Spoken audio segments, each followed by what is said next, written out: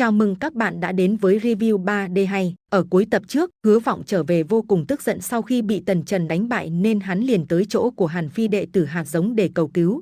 Lúc này, Hứa Vọng thấy ba người hắn đều không quen biết, chắc là đệ tử thiên tài của một thế lực đỉnh cao nhưng không phải trong phạm vi Yêu Kiếm Thành mà còn có thể ở Bắc Thiên Vực. Vừa mới chuẩn bị cúi đầu lui sang một bên thì lại có thêm một vị khách nữa đến. Sau đó, nghe thấy tiếng Hàn Phi gọi mình, Hứa Vọng đáp, Hàn Phi đại nhân. Thấy thế, Hàn Lập khẽ cau mày và nói, không phải ngươi nói có chuyện quan trọng muốn gặp ta sao? Tại sao ngươi đến đây lâu rồi mà không nói chuyện gì? Hơn nữa miệng ngươi bị sao vậy? Hứa Vọng liền đem hết sự tình nói ra, nhưng hắn đã kể phóng đại sự việc rằng Tần Trần rất kiêu ngạo và phách lối, không để ý đến quy củ của Yêu Kiếm Thành. Lúc này, hắn còn quỳ xuống đất và chảy nước mắt. Hàn Lập đại nhân, ngài nhất định phải báo thù cho thuộc hạ. Nghe kể đến đây thì có một người ngạc nhiên và đứng lên nói, chỉ cần một chiêu là có thể đánh bại ngươi sao? Bản thiếu nhìn ngươi cũng phải là một thất giai vũ vương, tu vi không tệ, thế chứng tỏ người kia rất mạnh. Hàn Phi nghe được cũng cười nhẹ, Đỗ huynh mà đồng ý ra tay thì đám võ vương ai có thể ngăn cản. Sau đó có một tên nói rằng, ha ha, nói lâu như vậy còn chưa biết vị Đỗ huynh này tên gì. Thấy vậy, Hàn Phi đáp lại rằng, là lỗi của ta, không kịp giới thiệu các ngươi với ba người bọn họ. Đỗ ca tên là Đỗ Thanh Thành, là người của Đỗ gia Triều Thiên La, được mệnh danh là thập anh hùng sức mạnh vượt trội và ít đối thủ. Không những thế, người này lại còn là một trong 10 nhân tài ở Triều Thiên La Hoàng.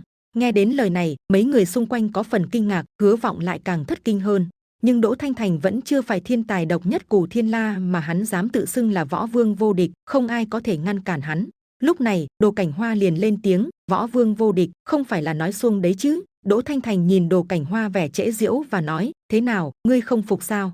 Không chỉ Đồ Cảnh Hoa mà hai tên nam nữ khác cũng khó chịu và không phục vì hắn mới chỉ xếp hạng thứ 7 trong số 10 nhân tài. Đồ Cảnh Hoa tiếp tục lớn tiếng, đương nhiên không phục. Sau đó, Đỗ Thanh Thành liền nhìn về phía hai người kia, cười nhạo nói, các ngươi cũng không phục sao? Xem ra chư vị đều không phục, cũng tốt, nếu không phục hãy động thủ đi. Bản thiếu mục đích của chuyến này chính là muốn mở ra yêu kiếm truyền thừa, nhìn trộm ra yêu kiếm truyền thừa chân chính bí mật. Bọn ngươi mục đích hẳn là cũng giống như ta, cũng đều là phế vật. Nghe đến lời này, Đồ Cảnh Hoa cùng ba người kia vô cùng tức giận, đứng lên và hét lớn, ngươi nói cái gì? Nói ai là phế vật? Đỗ Thanh Thành vẫn thản nhiên đáp lại, ba vị không những phế vật mà tai cũng không được thính cho lắm nhỉ? Ta đang nói ba người các ngươi không nghe thấy sao? Ha ha, chỉ là ba người các ngươi, ở Thiên La Triều của ta, sách giày cho bản thiếu cũng không xứng.